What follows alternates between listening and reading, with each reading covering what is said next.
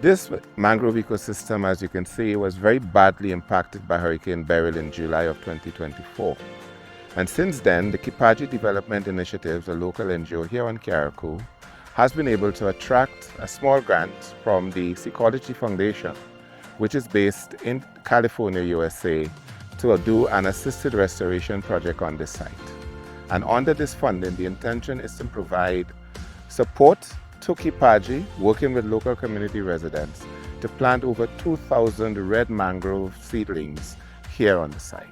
Hurricane Beryl basically devastated the mangrove forest around Carriacou, especially this one. We've seen that the other areas have been recovering on their own, but mangroves in particular are slow in coming back. We believe that they might take as much as 40 years to be restored without any intervention, any human assistance. So we've started some work here in 2023 on a different project. And also what I've observed from that project is that the seedlings that were planted in 2023 after the storm, those were the early plants that remained to kind of give the mangrove a little bit of a head start in recovering. We had a built nursery prior to the hurricane just on the other side, but the hurricane basically destroyed that. We did not go back into rebuilding right away, so we've been setting up makeshift temporary nursery in buckets and crates and pieces of barrels, and that has worked for us. So today we've been here taking the mangrove seedlings from the nursery stage to the outplanting. What we do generally is go to a site that is thriving, that's healthy. In our case, we go to Davon in Grenada, and we collect the seedlings, the mangrove seedlings from that area, propagules we call them, and we come back and place them in the crates to serve as a nursery. We manage that for a while, we water them, we care for them, and then once they're at a reasonable height, we take them from the crates and put them in the ground.